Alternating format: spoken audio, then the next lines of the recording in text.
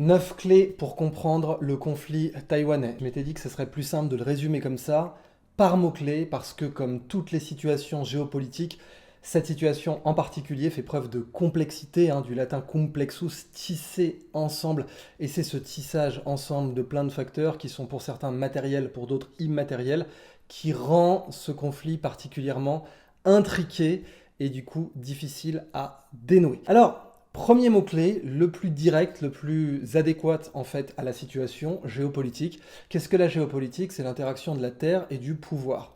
Quelle Terre donne quel pouvoir? Quelle position, quel lieu donne quel pouvoir? Par exemple, la position de Verdun dans l'histoire de France a toujours été la clé de l'invasion de la France depuis Clovis jusqu'à 14-18.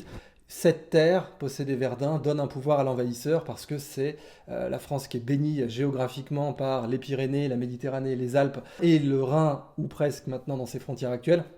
Eh bien, sa voie d'invasion favorite, c'est via Verdun. Et donc, ça vous donne quel lieu donne quel pouvoir. C'est ça la géopolitique en fait. Quel lieu donne quel pouvoir et quel pouvoir permet de conquérir tel lieu. C'est l'interaction des deux qui fait la géopolitique. Et la géopolitique de Taïwan, eh bien, c'est vraiment un cas d'école de lieu et de pouvoir. La mer de Chine, d'abord, où on verra qu'il y a des réserves de pétrole importantes, mais dans laquelle circulent littéralement des milliers de milliards de dollars de marchandises chaque année, des trillions de dollars, comme on dit en anglais. Et évidemment aussi une mer qui est particulièrement confinée avec plusieurs puissances comme le Vietnam et les membres en fait de l'ASEAN, dont on verra aussi que Taïwan n'en fait pas partie parce que la Chine aurait considéré qu'une entrée de Taïwan dans l'ASEAN aurait été bien sûr une provocation. Mais géopolitique donc comme premier mot-clé parce que c'est cette terre en particulier, cette proximité à la Chine et évidemment les débouchés importants que la Chine souhaite avoir, en particulier vers l'Europe, avec sa fameuse BRI, Belt Road Initiative. C'est le nom qu'on donne aux nouvelles routes de la soie, c'est le nom officiel donné par le Parti communiste chinois aux nouvelles routes de la soie, mais c'est essentiellement les débouchés vers l'Europe, le deuxième espace économique mondial, que la Chine cherche à sécuriser, et Taïwan est sa première grande étape là-dessus. Vous ajoutez à ça aussi le delta de la rivière des Perles, c'est-à-dire Hong Kong, Macao, Shenzhen et Canton, où on parle donc le cantonais dans toute la zone, sauf à Macao et à Hong Kong, où on parle aussi cantonais certes, mais aussi portugais respectivement et anglais. Et ça d'ailleurs, le delta de la rivière des Perles, c'est la population du Japon dans à peu près la moitié de la Belgique en termes de surface.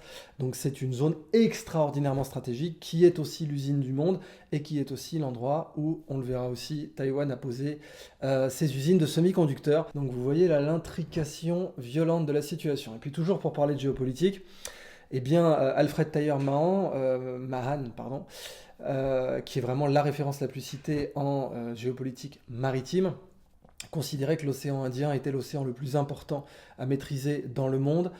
Cette théorie aujourd'hui est pas tout à fait contestable, mais disons à nuancer de l'importance du Pacifique, le pivot pacifique pour les États-Unis. En fait, pourquoi je parle de géopolitique comme le premier mot-clé et la première clé de ce conflit? Parce que réellement, la Chine, dans une situation très comparable à celle du Japon et à celle de l'Allemagne, respectivement pour le Japon avant l'entrée en guerre du Japon dans la Première Guerre mondiale, dans la Deuxième Guerre mondiale, pardon, mais face aux États-Unis, vous savez, techniquement, nous, on a une vision européocentrée de la Deuxième Guerre mondiale. On considère qu'elle commence en 1939, mais en réalité, pour les Chinois, justement, elle commence bien plus tôt avec l'invasion de la Mandchourie, avec les atrocités commises par le Japon, etc. La volonté du Japon d'entrer en guerre contre les États-Unis, préventive, là aussi, on va le voir, venait de la dépendance du Japon au pétrole. Le Japon n'a pas de matières premières et le Japon avait besoin de sonner littéralement les forces américaines dans le Pacifique avant d'élargir ses opérations en mer de Chine.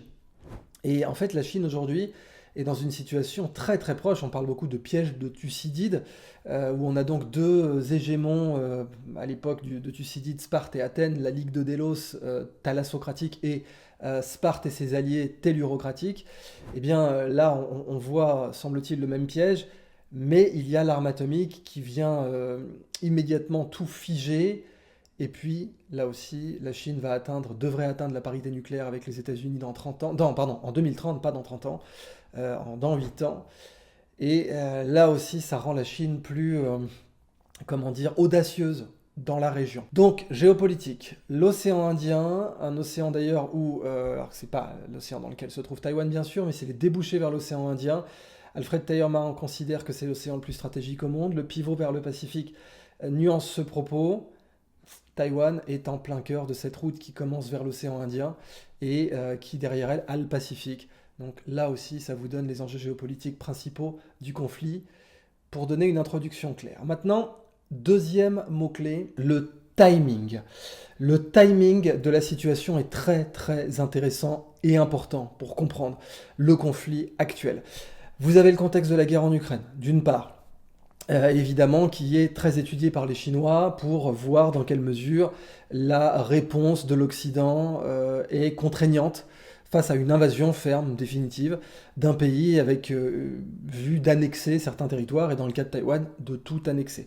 Vous avez la visite de Nancy Pelosi. Alors elle est à rattacher à beaucoup d'aspects. D'abord l'aspect psychologique. Nancy Pelosi a envie de laisser un héritage politique. Elle a une très haute estime d'elle-même, et elle voulait laisser un héritage politique. Ensuite, vous avez l'exécutif Biden, qui est complètement aux fraises. Enfin, Biden en personne est complètement aux fraises. Encore une fois, beaucoup de fake-checkers avaient osé dire que ce n'était pas le cas. Aujourd'hui, le déclin cognitif de Biden est parfaitement vérifiable. Et ça laisse à la troisième personne du protocole américain, ça lui laisse évidemment une grande marge de manœuvre pour se prendre pour ce qu'elle ne sera jamais, c'est-à-dire une présidente, puisque techniquement la deuxième personne dans le protocole c'est Kamala Harris, mais Kamala Harris n'est pas du tout qualifiée pour contrôler et comprendre la situation taïwanaise aujourd'hui. Évidemment à Washington il se dit parmi les milieux informés que c'est Barack Obama qui est la personne la plus influente à la Maison-Blanche aujourd'hui, et j'ai envie de dire heureusement, puisque Barack Obama demeure quelqu'un de brillant, même si je ne suis pas fan de sa politique étrangère. Mais c'est quelqu'un de compétent pour le coup et qui comprend parfaitement les relations internationales. Même si les Chinois l'avaient humilié à plusieurs reprises protocolairement, ce qu'ils n'avaient pas fait avec Trump, qui lui était beaucoup plus ferme avec eux. Et c'est exact que Trump manque aujourd'hui dans ce conflit taïwanais, parce que sa compréhension du rapport de force est beaucoup plus directe et intuitive que celle de l'administration actuelle, à supposer donc qu'elle soit majoritairement influencée par Barack Obama. Le timing donc, du côté des États-Unis, ce sont les élections de mi-mandat aussi, dans lesquelles évidemment on prévoit une tornade pro-Trump.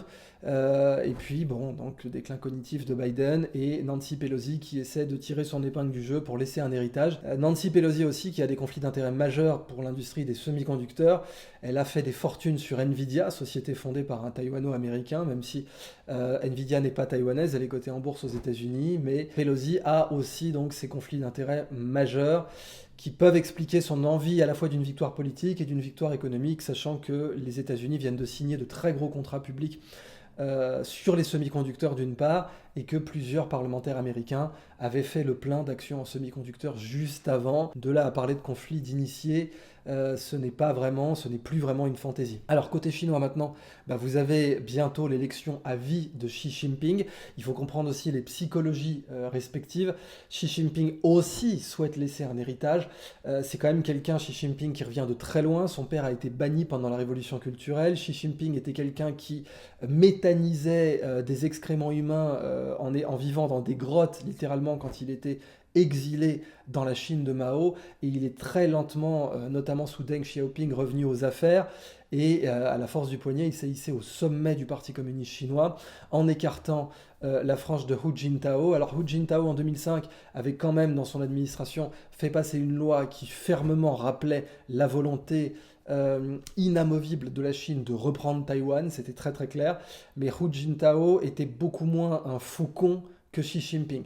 Et Xi Jinping souhaite laisser un héritage, d'être celui qui aura repris Taïwan. C'est extrêmement important psychologiquement pour lui, et politiquement aussi, puisque même s'il a un pouvoir absolu, en réalité, les intrigues de palais au sein du Parti communiste chinois sont réelles, et si jamais Xi Jinping faisait perdre trop d'argent aux grands oligarques, même s'il les a beaucoup recadrés, on l'a vu même avec Jack Ma chez Alibaba, mais bon, le rapport de force existe toujours. Et dans ce timing, Xi Jinping aimerait laisser en héritage la reprise de Taïwan, mais si jamais il pousse le bouchon trop loin en termes de manque à gagner pour les personnes puissantes en Chine, il n'est pas du tout impossible qu'un coup d'État ait lieu. Côté américain, maintenant, si on essaie de faire ce dialogue, on a une tentative de pousser la Chine au bluff, on a une tentative de pousser la Chine à se positionner, à un moment où elle n'est pas forcément assez puissante pour exécuter rapidement une invasion dans tous ses détails. Vous savez, l'armée chinoise, tout de même, elle n'a pas été déployée sur le terrain depuis l'après-guerre du Vietnam, et elle n'a pas fait ses preuves militairement dans des opérations de grande envergure. Elle n'a pas accumulé lentement de longues expériences sur le terrain. Et même des armées qui ont accumulé de longues expériences sur le terrain, comme l'armée américaine, ne sont pas à l'abri d'échecs cuisants, comme on l'a vu en Afghanistan. Donc, c'est pas du tout certain que la Chine, qui sur le papier a une très grande armée, soit capable de mener une opération amphibie de cette envergure qui impliquerait plus de 2 millions de soldats à terme, sans parler évidemment de l'aspect international. Ça, on en reparlera quand on parlera d'un autre mot-clé important qui sera débarquement. Mais je ne déflore pas. Donc, premier mot-clé géopolitique, deuxième mot-clé timing, élection de mi-mandat, la volonté pour les États-Unis de montrer que la Chine est un tigre de papier ou un bulldog sans dents, certains vous diront. Mais dans la pratique, l'avion de Nancy Pelosi a fait un long détour en passant par Kuala Lumpur, sans passer par l'espace aérien revendiqué par la Chine. Donc tout de même, la détermination chinoise semble être suffisante pour faire que le troisième personnage de la politique américaine fasse faire un très long détour à son avion avant de se rendre à Taïwan. Dans le timing, vous avez aussi la mort de Shinzo Abe, qui était un faucon japonais nationaliste, et alors qui était évidemment controversé pour beaucoup d'aspects, notamment parce que vous savez que le Japon, contrairement à l'Allemagne, n'a pas vraiment expié les crimes de guerre très graves commis en Chine, notamment le massacre de Nankin, où vous avez eu des atrocités sans nom, des bébés jetés sur des baïonnettes, on oublie tout ça, et Shinzo Abe s'est rendu plusieurs fois sur la tombe célébrer les généraux qui avaient validé, sanctionné le fait de lancer des bébés sur des baïonnettes, ou bien les atrocités de l'unité 731 qui sont absolument inénarrables et qui constituent parmi les plus immondes choses réalisées par des humains sur d'autres humains. Cependant, Shinzo Abe, en termes de politique extérieure, était vraiment un nationaliste japonais, sous beaucoup d'aspects, qui d'ailleurs même sur la crise Covid, où l'indépendance nationale était particulièrement virulent, et son assassinat par vraisemblablement un illuminé qui a fait une arme improvisée au calibre 12 avec plusieurs canons. Et puis même quand on voit la réaction des gardes du corps de Shinzo Abe, son assassinat reste suspect et en tout cas arrange énormément la Chine, ça c'est certain, puisque Shinzo Abe était un des grands partisans du réarmement à outrance du Japon. C'est le genre de personne qui, comme l'avait prévu Brzezinski dans le Grand Échiquier en 97, c'est le genre de personne qui serait tout à fait favorable à un réarmement du Japon jusqu'au nucléaire si l'influence américaine venait à décliner suffisamment, ou si nécessité venait à faire loi. Vous savez, c'est l'ancien slogan de la DGSE, partout où nécessité fait loi. Pour les Japonais, si nécessité fait loi, c'est-à-dire si les Américains trahissent leurs alliés ou ne sont pas assez efficaces pour protéger leurs alliés, Shinzo Abe aurait été de ceux qui auraient immédiatement réarmé le Japon jusqu'à l'arme atomique.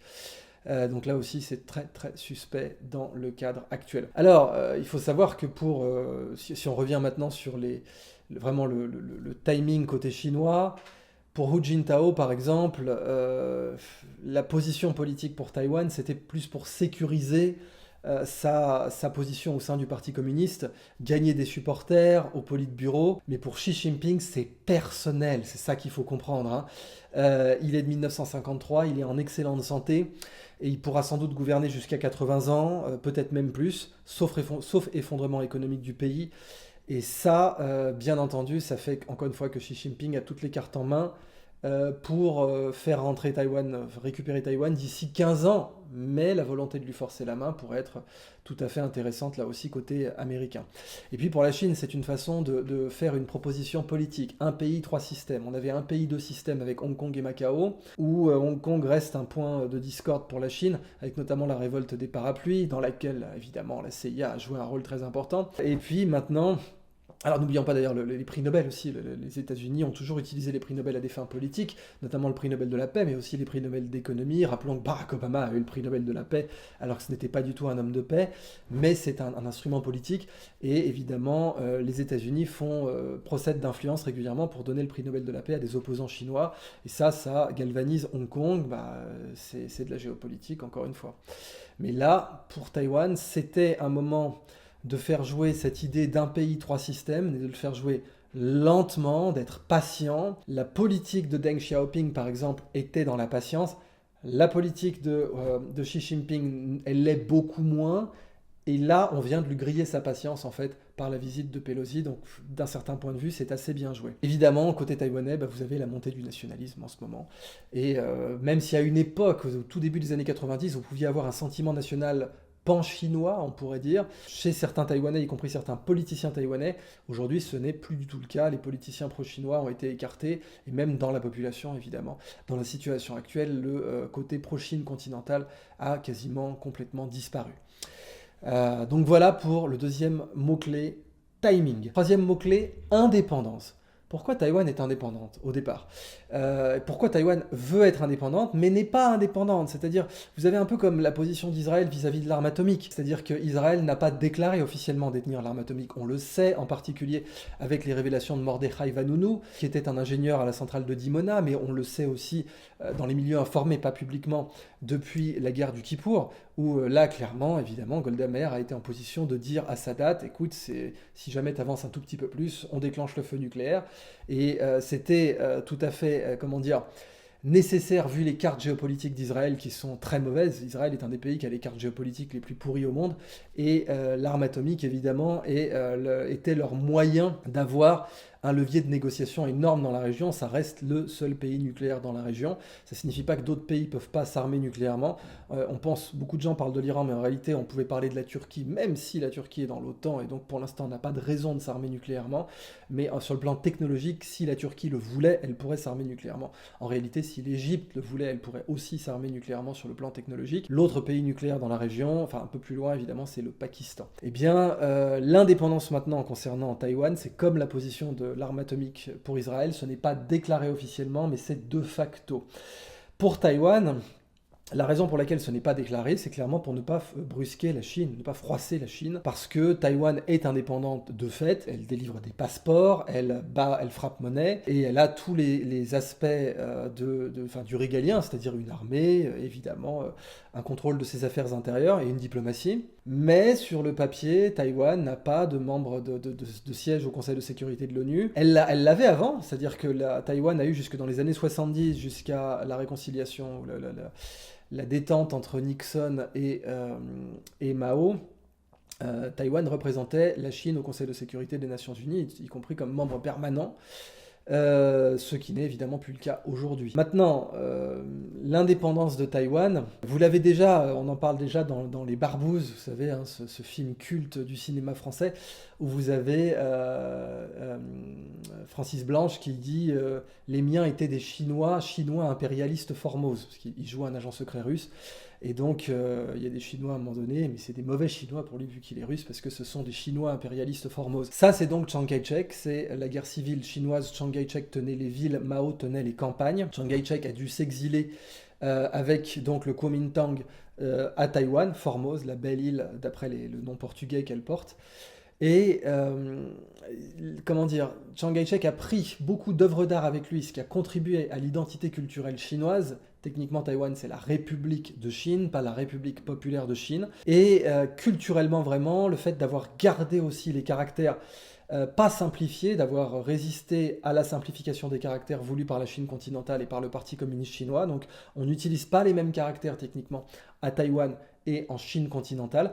Et d'ailleurs, c'est un point très important parce que la raison pour laquelle, une des grandes raisons, pas la seule raison, mais une des grandes raisons pour laquelle la Chine a pu rester unifiée malgré les invasions mongoles, malgré les effondrements de différentes dynasties, c'est sa langue. Et c'est la grande raison pour laquelle l'espace méditerranéen n'a été unifié que par les Romains et plus jamais par qui que ce soit d'autre. Plus aucune puissance n'a été en mesure d'unifier l'espace méditerranéen dans son histoire après la Rome antique.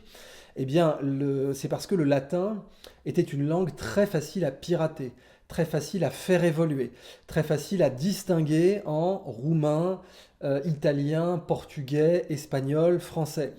Et cette morphologie du latin, qui est une langue que l'on peut facilement faire évoluer en des langues distinctes, a considérablement contribué à la distinction, au morcellement de l'ancien empire romain. Vous ajoutez à ça bien sûr le fait que dans l'empire romain d'Orient, on parlait grec. Et puis donc côté chinois, non, le mandarin, qui est une langue extrêmement, cassante, solide, on ne peut pas la modifier, c'est pas une langue qui est faite pour être hackée, entre guillemets, pour utiliser des termes modernes, et ça a contribué considérablement à donc l'unité culturelle et politique de l'espace chinois, quasiment, hein, depuis Feng Shi Huangdi, enfin l'armée de terre cuite, quoi, quasiment, pour simplifier. Mais justement, la volonté de Taïwan, dans ce contexte-là, de garder ses caractères anciens et de résister donc à la simplification communiste, qui évidemment, bien sûr, était dans un contexte de guerre froide, a renforcé le sentiment national et renforce cette notion d'indépendance. C'est-à-dire que si à terme, les Taïwanais et les Chinois ne pouvaient plus se comprendre, vous auriez encore plus une notion d'indépendance réaffirmée. Mais pour l'instant, c'est dans les textes de loi chinois, la Chine se réserve le droit d'utiliser la violence, donc une invasion militaire, en cas de déclaration d'indépendance taïwanaise. Et donc pour l'instant, les Taïwanais sont sur le fil, même s'ils sont de facto indépendants. La psychologie politique est aussi très importante. Dans quelle mesure existe-t-il des partis taïwanais pro-chinois ? Aujourd'hui, plus. Dans les années 90, ça se discutait et on pouvait en parler. Mais j'ai vécu un certain temps à Taïwan et à l'époque, vous pouviez voir des magasins dans lesquels il pouvait être écrit interdit aux Chinois, sous-entendu Chinois continentaux. Et ça, évidemment, ça vous montre la psychologie particulière de Taïwan à l'heure actuelle. Autre mot-clé, pétrole. Mais oui, mais pétrole en géopolitique, évidemment, surtout contemporaine. L'énergie est un invariant géopolitique majeur, l'énergie depuis l'Antiquité, la raison pour laquelle Alcibiade se rend en Sicile pendant la guerre du Péloponnèse, certes parce qu'il veut fuir la Grèce qui le poursuit pour apostasie, mais la Sicile c'est le grenier à blé à l'époque de la Méditerranée. Pourquoi Jules César va en Égypte ? Parce que c'est le grenier à blé, l'autre grenier à blé de la Méditerranée, etc. Le blé c'est l'énergie, et le pétrole c'est l'énergie, le charbon c'est l'énergie pendant le 19e siècle. Eh bien, le pétrole, il y en a en mer de Chine. N'oublions pas que toutes les guerres du XXe siècle sont ramenables au pétrole en un ou deux coups, en une ou deux bandes. On oublie, on n'a pas le temps d'en parler dans les programmes d'histoire en France, mais la Bagdad Ban, la voie de chemin de fer Berlin-Bagdad, était un des enjeux majeurs de la Première Guerre mondiale, absolument majeur. Les Allemands voulaient s'approvisionner en pétrole ottoman, et à l'époque l'Empire ottoman contrôlait Bagdad, et ils voulaient donc, à l'époque il n'y avait pas de pipeline, ils voulaient faire une voie de chemin de fer de Bagdad à Berlin, qui est la raison pour laquelle il y a les portes d'Ishtar au Pergamon Museum aujourd'hui. Et cette Bagdad Ban, elle passait par où ? Par la Serbie, par Sarajevo, proche de Sarajevo, et le nationalisme serbe contre l'Empire d'Autriche-Hongrie, évidemment était vu d'un très bon œil par les chancelleries françaises et britanniques. Et ils coupaient cette Bagdad Ban, de facto. Le pétrole aujourd'hui, eh bien, c'est pas seulement le pétrole qui existe en mer de Chine, et donc évidemment, nécessairement des enjeux territoriaux et des conflits territoriaux majeurs entre membres de l'ASEAN d'une part, mais entre les membres de l'ASEAN et la Chine d'autre part, et entre Taïwan et la Chine, encore une fois, Taïwan n'est pas membre de l'ASEAN, même si elle serait extrêmement tentée d'y rentrer. Eh bien, vous avez aussi maintenant la suite de la question pétrole, c'est-à-dire les guerres préventives. La raison pour laquelle les Japonais avaient déclenché une attaque préventive sur Pearl Harbor, c'était parce que les Japonais voulaient mettre la main sur le pétrole de Malaisie. Ils avaient deux options, soit mettre la main sur le pétrole russe, soit mettre la main sur le pétrole de Malaisie. À l'époque, on ne savait pas qu'il y avait du pétrole autour de Sakhalin, et puis de toute façon on n'aurait pas su l'exploiter, on ne savait pas faire de plateforme pétrolière qui creusait profondément à l'époque de Pearl Harbor. Et donc les Japonais ont suggéré, vous aviez deux camps, vous aviez la marine et l'armée. L'armée considérait qu'il valait mieux passer par la Russie, la marine considérait qu'il fallait mieux envahir l'Asie du Sud-Est. C'est la marine qui a gagné, mais l'armée y a trouvé son compte, et elle était beaucoup plus d'ailleurs pro-invasion que la marine, pro-guerre. Et évidemment, la marine a eu comme mission de d'étourdir ou même d'estourbir la marine américaine à Pearl Harbor pour éviter que les Américains n'interviennent dans le contrôle japonais du pétrole malaisien. Aujourd'hui, c'est Petronas, hein, ce qui fait partie des nouvelles sept sœurs. C'est donc la société nationale Petronational, Petronas, qui est de Tours, là, à Kuala Lumpur. Et c'est pour mettre la main sur ce pétrole donc, que les Japonais avaient fait Pearl Harbor, parce que sur le chemin, vous aviez les Philippines, qui à l'époque était un protectorat américain. Et bien aujourd'hui, encore une fois, le piège de Thucydide est très comparable pour la Chine, mais ce qui fait que ça n'a pas explosé, c'est l'arme atomique. Il n'y a pas d'autre raison à cela. Et le fait que la Chine puisse atteindre la parité nucléaire d'ici 2030 avec les États-Unis d'une part, et d'autre part que la Chine ait aujourd'hui le soutien total de la deuxième puissance nucléaire mondiale, à savoir la Russie, évidemment crée une situation encore plus tendue. Et donc, à la suite de ce mot-clé pétrole, vous avez l'autre mot-clé immédiat qui est Malacca. Le détroit de Malacca, contrôlé par Singapour et par la Malaisie. Singapour qui a été exclu de la Malaisie. La Malaisie voulait exclure Singapour parce que ethniquement, ça poserait problème politiquement d'avoir cette ville dont l'ethnie était les ethnies, très très grand nombre d'ethnies à Singapour, en particulier des Chinois, des Han précisément. Eh bien, la Malaisie avait exclu Singapour, puis aujourd'hui Singapour est le cœur de l'ASEAN, c'est tout un paradoxe. Si jamais d'ailleurs un jour le Moyen-Orient venait avoir un ennemi commun, vous pouvez être sûr que beaucoup de pays du Moyen-Orient qui étaient en guerre trouveraient une alliance rapidement contre cet ennemi commun. Mais pour l'instant, le Moyen-Orient n'a pas d'ennemi commun. L'ASEAN, par contre, a un ennemi commun, la Chine, c'est la raison pour laquelle elle a été formée. Et ça a mis d'accord des pays qui étaient à deux doigts de s'envahir toutes les 48 heures, à savoir la Malaisie, l'Indonésie, Singapour et les Philippines, qui sont culturellement, religieusement, économiquement antagonistes, mais qui se sont entendus parce qu'en face, il y avait le grand ennemi chinois qui mettait tout le monde d'accord. Eh bien, le détroit de Malacca, c'est la jugulaire vraiment du pétrole chinois.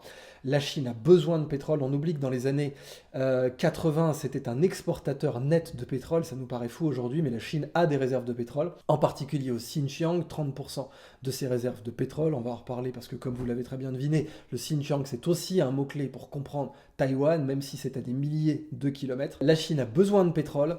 Et Malacca, vous appuyez dessus et la Chine s'évanouit. C'est aussi simple que ça. Aujourd'hui, la Chine a besoin d'autres débouchés pour son pétrole, mais aussi pour ses exportations, parce que non seulement l'essentiel du pétrole chinois passe par Malacca, mais en plus, évidemment, les exports chinois passent par Malacca aussi. Et ça, c'est un point très important, parce que la Chine se considère en danger de mort, en danger existentiel, au cas où il y aurait un blocage de Malacca. Et c'est un des plus gros leviers quand on parle de sanctions contre la Chine, quand on parle de sanctions économiques. La Chine s'était dit dans les 30 dernières années qu'elle allait créer en fait un mariage économique avec les États-Unis en délocalisant, en encourageant les États-Unis à délocaliser leurs usines à Shenzhen, mais et donc dans le delta de la rivière des Perles, qui jusqu'avant Hong Kong, mais bon, Hong Kong a toujours été une grande ville puisque c'était la guerre de l'opium, mais avant, pardon, Shenzhen, c'était un port de pêcheurs dans les années 60. Parce que dans les années 60, la Chine n'exportait rien. Vous aviez les seuls trucs made in China que vous pouviez trouver à l'extérieur, c'était des nouilles et des jeux de cartes. Et puis évidemment, maintenant, tout est made in China. Donc Shenzhen est une mégapole ultra puissante avec des enjeux géopolitiques majeurs. Eh bien, le contrôle du détroit de Malacca, c'est du coup une sorte d'enjeu pyrrhique, hein, dans le sens d'une victoire à la Pyrrhus, parce que si les Américains le ferment, en admettant, alors d'abord la Chine le verrait comme un acte de guerre, ça il faut être très clair, donc ce serait un bluff, ça nécessiterait vraiment de pousser la Chine au bluff, ou de voir si elle bluffe en fait, ce qui serait très dangereux. Et puis d'autre part, pour les exports américains, pour les imports américains, pardon, ce serait une grande, grande catastrophe. Et les Chinois se disent qu'après tout, les Américains ne sont pas prêts à faire ça.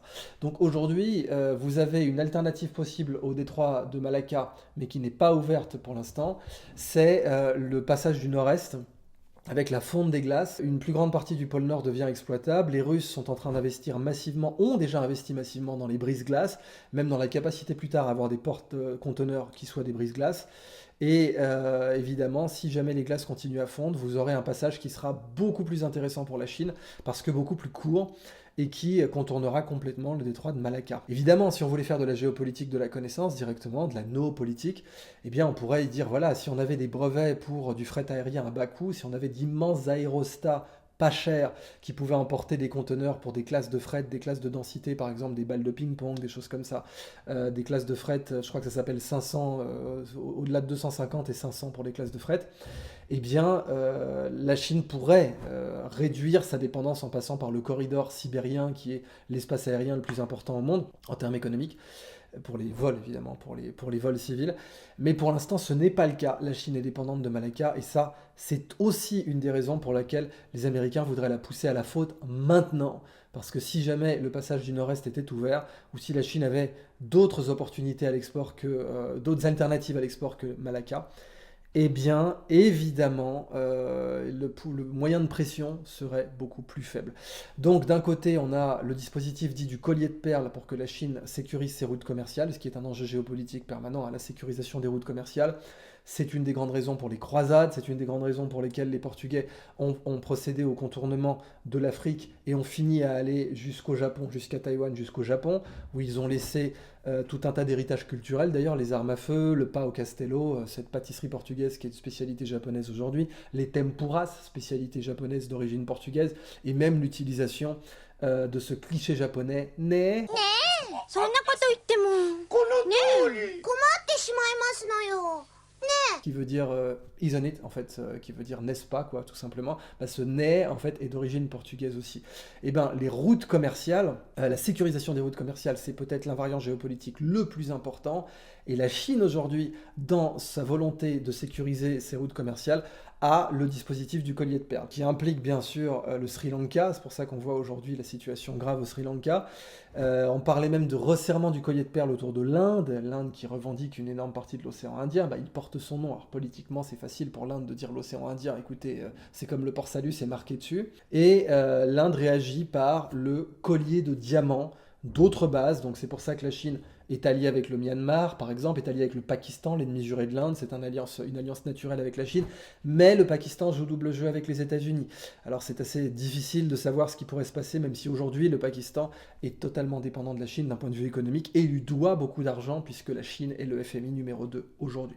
Donc Malacca, voyez tout ce que ça implique, mais retenez que c'est la jugulaire de la Chine et que d'ailleurs pendant l'embargo des terres rares, quand vous aviez eu dans les années début 2010 un tonnier chinois qui était rentré en collision avec des gardes-côtes japonais dans des espaces contestés, les îles Senkaku ou Diaoyu pour les Chinois. D'ailleurs, un cri de ralliement en politique en Chine, c'est Diaoyuda Chezhongguode, appartient à la Chine, donc les îles Diaoyu, Diaoyuda, les îles Diaoyu, Chezhongguode, Wuode à la Chine, et Che est à la Chine.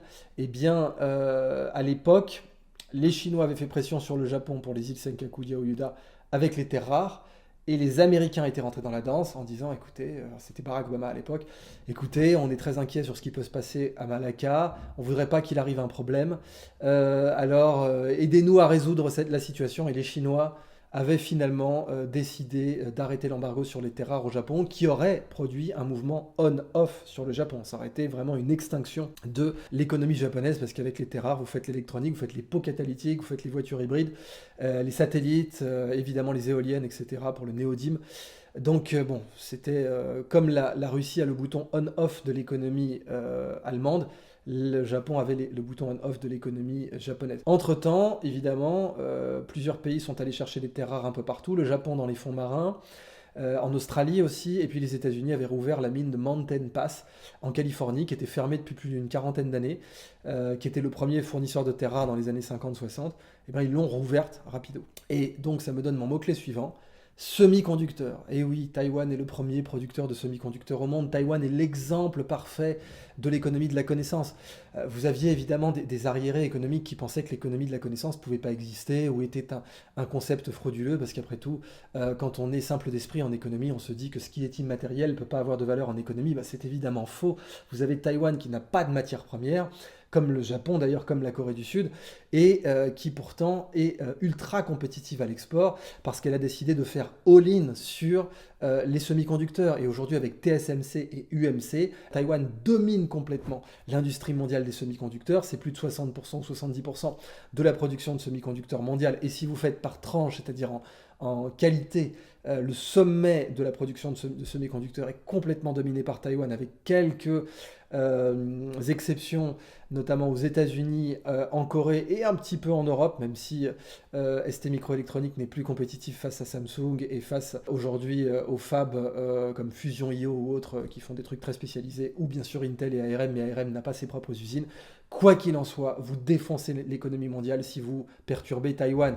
Et ça, c'est quelque chose dont je ne suis pas certain que la Chine puisse réellement l'assumer, que Xi Jinping ne s'en rende pas forcément compte, même s'il est très bien conseillé, c'est une chose, mais la réalité de l'économie chinoise en est une autre. Vous savez qu'il y a déjà les embargos sur Huawei, suite d'ailleurs en rétorsion, ça a été fait sous Trump, qui était beaucoup plus coercitif avec la Chine que l'administration Biden, c'est un fait, suite à l'interdiction de Facebook, de Twitter, etc., et puis à la mise sur la sellette de Microsoft et d'IBM aussi en Chine, bah évidemment Trump avait rétorqué avec Huawei.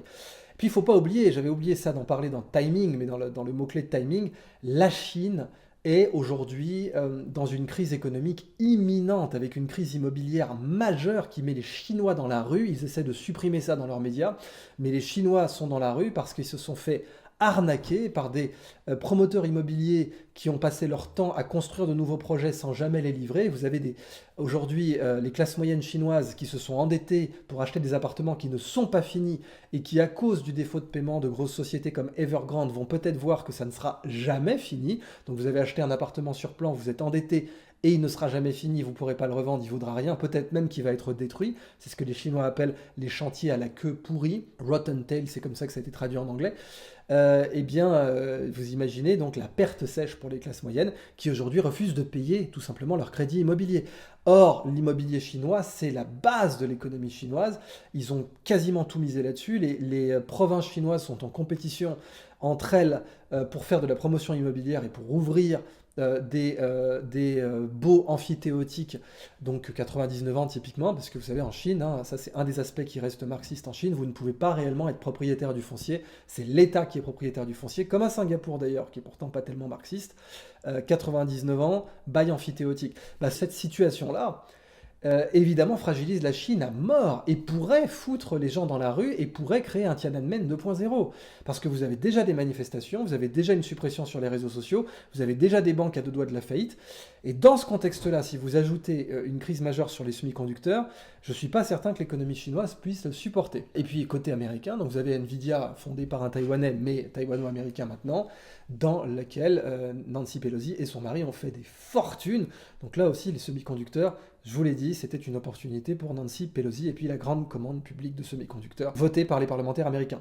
Il faut savoir aussi que les semi-conducteurs, contrairement au pétrole par exemple, vous ne pouvez pas en faire des réserves stratégiques. Enfin, vous pouvez évidemment un petit peu, quelques années, mais vous ne pouvez pas faire un stock stratégique pour 30 ans, parce que les semi-conducteurs dans 30 ans, ils ne valent plus rien. Les semi-conducteurs, on les achète finis, à 4 nanomètres, ou qui sait demain à 2 nanomètres. Et ça, c'est quelque chose qui évolue, et évidemment, vous ne pouvez pas les stocker. Donc voilà la situation. Puis vous avez bien sûr la noétisation de la guerre, c'est-à-dire la noétisation, c'est comme la mécanisation, c'est un mot que j'ai inventé pour dire l'équivalent de la mécanisation pour l'intelligence artificielle. Vous aviez la mécanisation de la guerre à la fin de la Première Guerre mondiale jusqu'à la Deuxième Guerre mondiale. Eh bien, De Gaulle avait bien rappelé que la France avait été submergée par la force mécanique de l'adversaire. Eh bien, demain, on sera submergé par la force noétique, c'est-à-dire les drones, c'est-à-dire l'IA, l'initiative sur le champ de bataille. Vous avez des armes qui peuvent prendre l'initiative et contrôler le terrain. Et ça, évidemment, pour Taïwan, c'est une opportunité, parce que s'ils avaient des sous-marins autonomes noétisés, ils pourraient couler les forces chinoises très facilement. Et puis pour les Chinois, qui sont en train de devenir les meilleurs au monde sur le contrôle des essaims de drones, alors je dis qu'ils sont en train de devenir, c'est compliqué, parce qu'aux États-Unis, vous avez la DARPA, qui est l'organe de recherche et développement. C'est un peu l'équivalent de la DGA. Plutôt, la DGA est une toute petite DARPA côté français, mais la DARPA a des moyens considérables. C'est elle qui a été un des premiers promoteurs des précurseurs d'Internet avec ARPANET. Et la DARPA a sans doute des capacités de contrôle d'essaims de robots très supérieures à la Chine, mais qui sont secret défense. Mais quoi qu'il en soit, les essaims de drones, c'est beaucoup plus décisif dans la guerre avec Taïwan que par exemple en Ukraine, et je vous l'avais dit dans une autre vidéo, c'est déjà décisif pour moi, ça pourrait déjà être décisif en Ukraine, ça aurait pu permettre aux Ukrainiens de tenir beaucoup plus longtemps qu'aujourd'hui, même si les Russes aujourd'hui ont une avance considérable sur les Ukrainiens en matière de noétisation des conflits. Mon mot-clé suivant, c'est alliance. Très logiquement, Taïwan n'est pas dans l'ASEAN, et vous avez aujourd'hui des jeux d'alliance qui sont comparables à la Première Guerre mondiale, d'où le fait que ce soit particulièrement dangereux aujourd'hui. Vous avez les BRICS, vous avez le Quad, et ça c'est très intéressant parce que l'Inde est à la fois dans le Quad et dans les BRICS, pour faire justement opposition à la Chine. Alors, les BRICS, Brésil, Russie, Inde, Chine, Afrique du Sud, d'autres pays qui cherchent à rentrer dans les BRICS, l'Algérie par exemple, qui a tout à fait raison, c'est le plus grand pays d'Afrique, je ferai peut-être une vidéo là-dessus, mais ça va obliger l'Algérie évidemment à dire que la Chine ne fait rien, que la Chine ne fait pas de mal aux Ouïghours. Ça va être la pilule à avaler si l'Algérie veut rentrer dans les BRICS, parce qu'elle ne va pas s'allier naturellement avec l'Inde. Donc évidemment, de la même façon que vous avez les Émirats Arabes Unis et le Maroc qui ont normalisé leurs relations avec Israël, l'Algérie, si elle veut rentrer dans les BRICS, va devoir dire que la Chine ne fait rien aux Ouïghours. Ça sera, mine de rien, une pilule très, très difficile à avaler dans le monde arabe. Mais les BRICS sont une vraie puissance. ont une force économique remarquable, sont peu intégrés encore aujourd'hui. Il n'y a pas de Nations Unies des BRICS, il n'y a pas de moyens diplomatiques considérables et coordonnés des BRICS, mais justement, plus les Américains vont faire chier les BRICS, plus ils vont se coordonner, même si l'Inde, évidemment, aujourd'hui, n'a pas très très envie de s'intégrer avec la Chine parce qu'elle a des conflits majeurs avec elle, notamment donc, sur le collier de perles et le collier de diamants, puis aussi les relations avec le Pakistan et puis d'autres aspects en Asie centrale. Vous avez une course à l'Asie centrale aujourd'hui, depuis que les Américains se sont retirés d'Afghanistan, entre la Chine et l'Inde notamment. Mais donc, Quad, alors le Quad c'est Australie, États-Unis, Inde et Japon, donc c'est clairement fait pour emmerder la Chine. Et puis donc les BRICS, c'est clairement fait aujourd'hui pour être l'équivalent des non-alignés. Autre raison d'ailleurs pour laquelle l'Algérie a tout intérêt à rentrer dans les BRICS, c'est que l'Algérie était un pays qui revendiquait son caractère non-aligné, même si dans les faits elle était beaucoup plus proche de l'URSS, finalement dans le bloc de l'Est. Mais si les BRICS sont les nouveaux non-alignés, avec une force de frappe économique majeure, ce qui n'était pas le cas des non-alignés, eh bien là aussi l'Algérie aurait tout intérêt à y rentrer. Donc dans ce cadre-là, alliance, Taïwan peut-elle compter sur son alliance avec les États-Unis? La visite de Nancy Pelosi semblerait dire que oui, mais le fait que les Américains n'aient pas concrètement aidé beaucoup l'Ukraine montre bien à Taïwan qu'elle peut se retrouver seule. Elle aurait eu un intérêt d'avoir une alliance avec le Japon, mais Shinzo Abe est mort et c'était de très loin le premier promoteur d'une telle alliance. Maintenant, ce qui peut faire mal à la Chine, c'est son ventre mou, à savoir le Tibet et le Xinjiang, dont on va reparler. Et l'Inde, du coup, aurait tout intérêt à susciter un séparatisme tibétain, puisque l'Inde, vous savez, quand Mao a envahi le Tibet, c'était parce que sinon l'Inde allait le faire. Pas forcément militairement, mais culturellement. Si, alors à l'époque, je ne suis pas certain que le royaume du Tibet aurait été capable de comprendre que sa situation géopolitique était catastrophique et qu'il valait mieux s'allier sous forme de protectorat, s'allier de façon, subordonnée avec l'Inde, était mieux que de se laisser envahir par la Chine. Mais en tout cas, c'était l'autre option pour le Tibet et c'est la raison pour laquelle Mao a envahi le Tibet, parce que c'est le point culminant de la région, c'est les sources d'eau potable et ça aurait donné un levier à l'Inde beaucoup trop grand vis-à-vis de la Chine. Donc la Chine a envahi préventivement le Tibet. Aujourd'hui, l'Inde pourrait être très très tentée de promouvoir le séparatisme tibétain si jamais la Chine est occupée à Taïwan. Et si vous mettez avec ça, bien sûr, la situation économique en Chine, la crise immobilière et la crise des semi-conducteurs, si une invasion a lieu, ça pourrait faire très mal à la Chine de devoir dealer avec un séparatisme tibétain en sus, et alors je ne parle même pas d'un séparatisme ouïghour au Xinjiang. Évidemment, la Chine pourrait pallier cette situation en demandant au Pakistan d'emmerder l'Inde, et là vous voyez un scénario d'alliance qui est très très comparable au jeu des alliances qui ont déclenché la Première Guerre mondiale, enfin qui ont amplifié la Première Guerre mondiale. Donc évidemment, un conflit à Taïwan n'est pas du tout à prendre à la légère pour cette raison. Alors, un mot-clé suivant alliance, ASEAN, oui, c'est un mot-clé très important pour comprendre la situation à Taïwan. Aujourd'hui, Taïwan n'est pas dans l'ASEAN, mais les membres de l'ASEAN sont déjà clairement anti-chinois d'un point de vue politique. Et puis il faut se rappeler que le Vietnam, qui est membre de l'ASEAN, a mis une branlée à la Chine. Le dernier engagement militaire sérieux de la Chine, c'était au Vietnam, après la guerre du Vietnam. Le Vietnam, c'est un des pays qu'on n'envahit pas, c'est vraiment comme la Russie. Ils ont résisté à tout, même aux Mongols. Parmi les meilleurs généraux de l'histoire, vous avez beaucoup de Vietnamiens. Et ils ont quand même botté le cul au XXe siècle de la France, qui est juste le pays avec le plus grand nombre de victoires militaires dans son histoire. Ils ont botté le cul de la France, des États-Unis, du Japon, avant, de la Chine. Donc c'est quand même pas rien. Et un Vietnam poussé dans les bras de Taïwan ou l'inverse, c'est pas du tout bien pour la Chine, pas du tout. Même si le Vietnam est nominalement communiste, le Vietnam est conscient de son intérêt national, a des relations qui sont pour l'instant correctes avec la Chine, même plutôt positives, mais évidemment une invasion de Taïwan pourrait tout à fait changer ça. Et là, la situation pour la Chine pourrait être très mauvaise si le Vietnam décidait de soutenir Taïwan de différentes façons.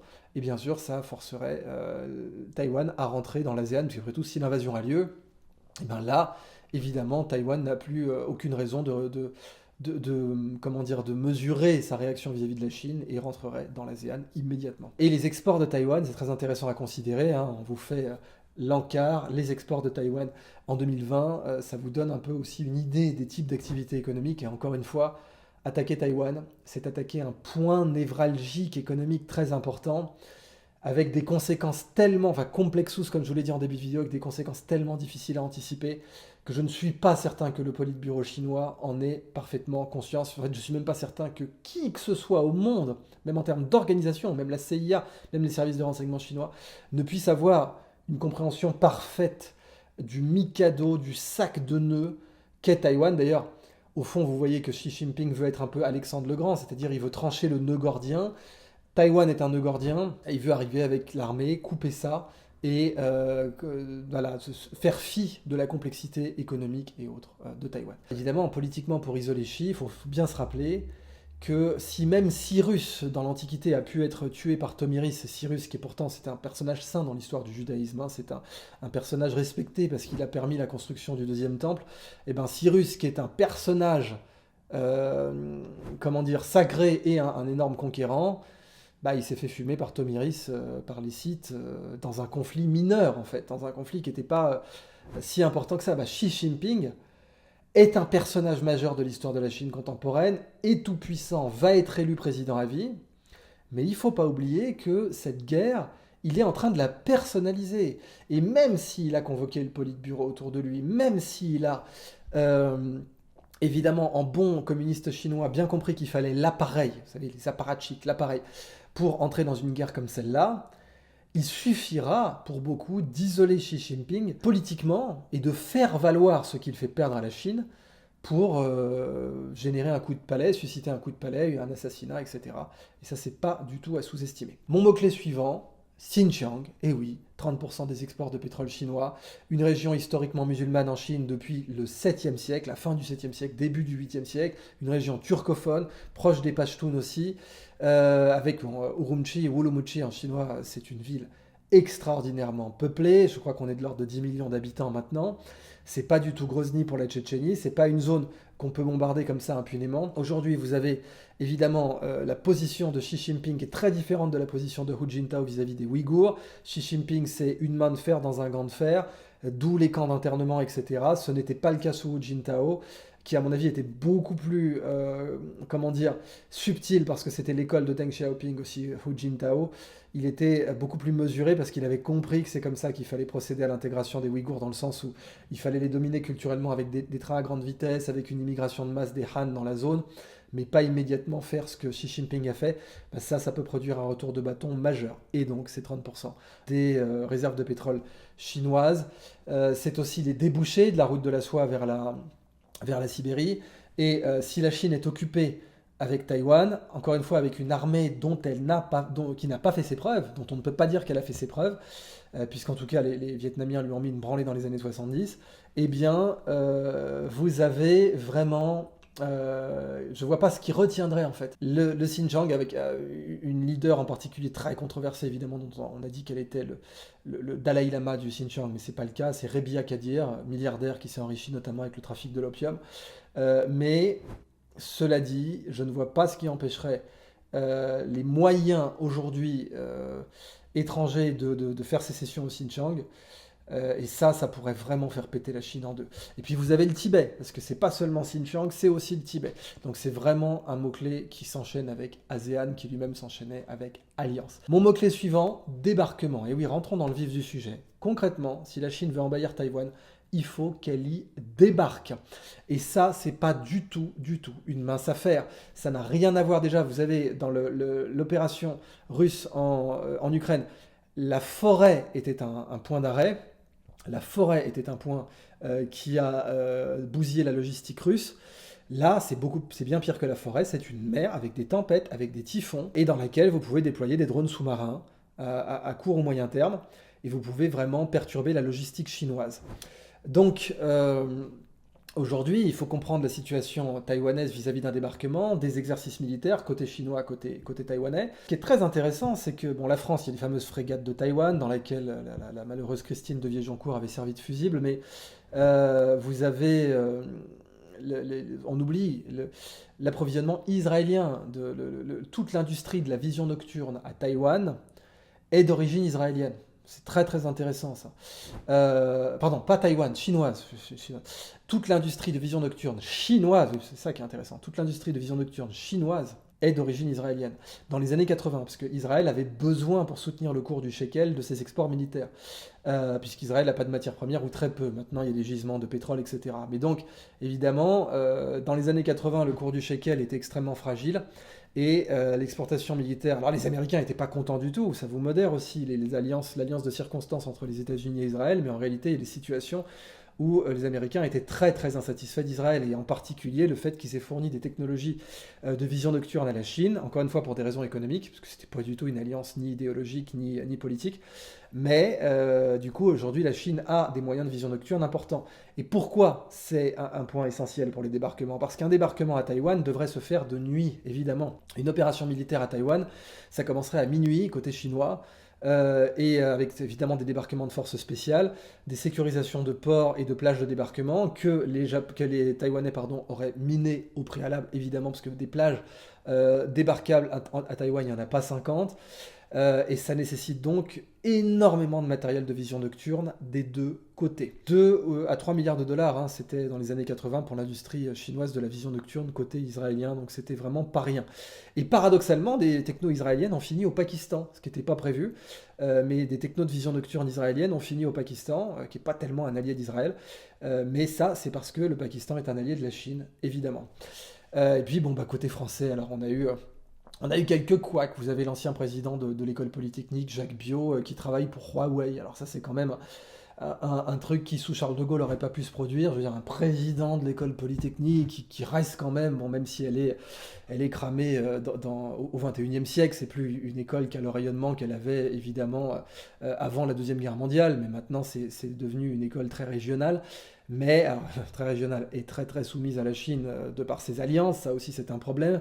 Si demain on se retrouve avec des sanctions économiques réelles vis-à-vis de la Chine, va falloir interroger un petit peu tous ces industriels français ou industriels, parce que Jacques Biot est un industriel plutôt qu'un universitaire, qui se sont rangés du côté chinois. Il faudra évidemment faire un peu l'inventaire de tout ça. Mais donc, pour l'instant, c'est la Russie qui reste le premier fournisseur de technologie militaire à la Chine, et Israël dans les années 80, était le second.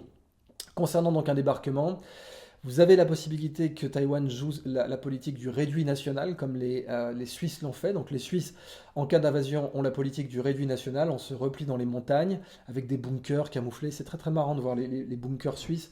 C'est déguisé en chalet, c'est déguisé en rocher, c'est déguisé en arbre. Vous avez des canons comme ça planqués dans des faux rochers, et puis vous avez, donc la Suisse est le seul pays au monde qui a plus de places d'abri anti-atomique que d'habitants. Ils peuvent accueillir plus de 120% de leur population. Donc même en cas de crise de réfugiés, eh bien Taïwan pourrait être tenté de faire la même chose, puisqu'elle a des montagnes sur sa partie pacifique, puisque Taïwan fait partie de la ceinture de feu du Pacifique, et elle pourrait donc être tentée d'agir de cette façon, de laisser les villes et de se réfugier dans les montagnes. Mais bon, alors économiquement, si on en est là, préparez-vous à avoir votre base de repli, votre situation autonome, etc. Parce que là, l'économie mondiale sera complètement ravagée si Taïwan est dans cette situation. Vous auriez des cyberattaques aussi, bien évidemment, avant une invasion taïwanaise, des cyberattaques sur les centrales électriques notamment, et sur les moyens de communication. Et puis, il faudra prendre les ports le plus rapidement possible, mais Taïwan pourrait évidemment être immédiatement tenté de couler des épaves dedans, de les miner, d'empêcher la Chine de les saisir, d'avoir une politique de la terre brûlée. Et puis vous avez autrement, dans l'aspect basse intensité, un parallèle à faire avec le conflit des Malouines. Malouines, c'est le terme français pour les Anglais, c'est Falklands évidemment, parce que rien que dire Malouines, c'était déjà prendre position politiquement pour les Anglais, puisque c'était Malvinas pour les Argentins, mais ça vient de Saint-Malo, donc Malouines, donc les Français disent Malouines. Vous avez un lien fort avec la guerre des Malouines, mais puissance 10, puissance 100 en fait, par la quantité de personnel, parce que les Malouines étaient très peu peuplées. Évidemment, Taïwan est très peuplé, 23 millions d'habitants, donc il vous faut minimum 1 million de soldats, plutôt 2, en fait, certains vous diront même jusqu'à 5, si Taïwan a les moyens d'appliquer une politique du réduit national. Là, évidemment, ça ne sera pas du tout le même tarif dans tous les camps. Donc, aujourd'hui, comment se passe la situation? Vous avez la Chine qui viole l'espace aérien revendiqué par Taïwan, mais c'est un petit coin. C'est ce qu'on appelle l'ADIZ, Air Defense Identification Zone. Vous avez la Chine qui fait des incursions régulièrement. Donc, un débarquement commencerait par une énième incursion de cette nature, mais qui cette fois irait plus loin. Et puis, vous auriez aussi de la SEAD, SEAD, Suppression of Enemy Air Defense, ce qu'on appelle aussi le dispositif Wild Weasel, qui avait été utilisé notamment par les Israéliens dans l'opération Cricket Mole, où vous avez donc des radars qui cherchent, des missiles qui cherchent les radars et qui vont réduire les défenses aériennes taïwanaises. C'est ce que fait aujourd'hui la Chine, c'est-à-dire qu'en faisant ces violations de l'espace aérien taïwanais. Alors encore une fois, c'est un coin, c'est un petit coin, c'est pas vraiment, ça survole pas Taïwan, hein. Mais en faisant ces violations, ils essaient d'obtenir des points radars pour pouvoir cartographier et puis tester bien sûr les temps de réaction des défenses taïwanaises et les temps de réaction d'éventuels alliés. Et bien donc un débarquement commencerait comme ça, vous auriez des opérations en pleine nuit, avec des forces spéciales, des cyberattaques, bien sûr des bombardements avec des missiles balistiques. Taïwan serait tout à fait en mesure de répondre. Et là, selon la situation taïwanaise, est-ce que Taïwan a des cartes cachées, des drones sous-marins, un réduit national beaucoup plus développé qu'on ne l'aurait cru, parce que les Suisses ont le meilleur réduit national au monde, ils ont investi dedans pendant 60 ans. Je ne peux pas en dire autant des Taïwanais, mais je ne connais évidemment pas la situation, encore moins l'aspect, purement secret défense de Taïwan. C'était donc mon dernier mot-clé. Donc je vous rappelle ces 9 clés pour comprendre la situation à Taïwan. Géopolitique d'abord, parce que là c'est un cas d'école. Timing, la crise chinoise, Nancy Pelosi, l'héritage que veut laisser Xi Jinping. Indépendance, pourquoi Taïwan est indépendant, mais pas. Des origines très profondes qu'on peut faire remonter jusqu'au mandarin dans l'unification chinoise, c'est-à-dire que culturellement, l'idée de force unificatrice est encore plus importante pour la Chine. Vous avez la sécession, pouvait se tolérer en Europe. En Chine, non, parce que vous avez 4000 ans d'unité historique qui sont liées à cette langue très particulière qu'est le mandarin. Pétrole, parce que toute la géopolitique encore aujourd'hui est liée au pétrole, qui s'enchaîne avec le mot-clé suivant, Malacca, la jugulaire de la Chine. Vraiment la jugulaire, vous faites le pouce indien dessus, et la Chine s'évanouit. Semi-conducteurs, et oui, la Taïwan domine cette industrie. Alliance, Taïwan n'est pas dans l'ASEAN, Taïwan ne sait pas si elle peut vraiment compter sur son allié américain. La visite de Nancy Pelosi ne démontre rien parce qu'elle n'est pas la chef des armées. Aujourd'hui, Biden est aux fraises et vous avez les élections de mi-mandat. Cependant, clairement, les républicains sont pro-alliance avec Taïwan et Trump a été très ferme. Et pour le coup, en matière de politique étrangère, je peux vous garantir que les Taïwanais, Trump leur manque considérablement. Mot-clé suivant, alliance ASEAN.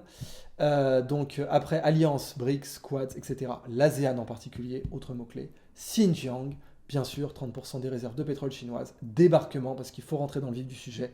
À quoi ressemblerait une vraie opération militaire à Taïwan. Et ce serait une opération extraordinairement compliquée dont je ne suis pas du tout certain que l'armée chinoise puisse la mener. Oui, vous allez me dire sur le papier, c'est une armée très équipée qui est montée en puissance dernièrement. Oui, mais en matière d'opération, en matière d'expérience, c'est une armée qui n'a pas du tout fait ses preuves et qui se battra sur un territoire qui aujourd'hui bout de nationalisme et qui aujourd'hui bout de réservistes aussi. Tout le monde est réserviste, un peu comme en Israël, dans l'armée taïwanaise.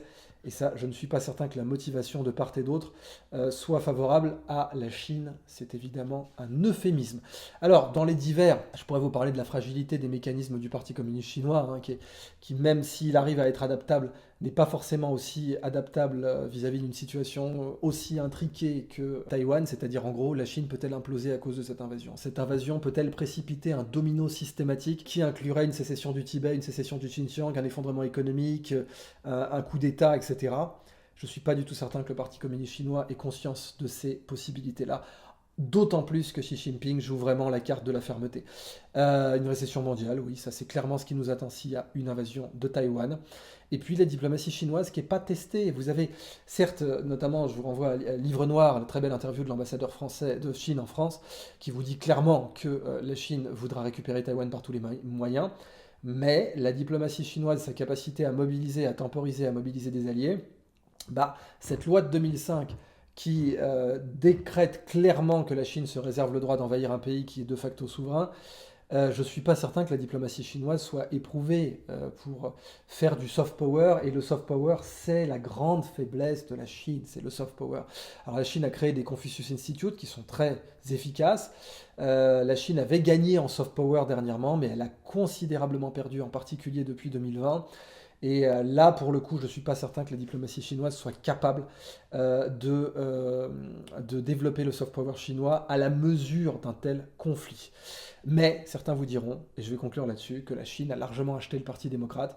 Il est vrai qu'elle a des dossiers sur Joe Biden, en particulier sur son fils, mais qui n'a pas de dossier sur le fils de Joe Biden?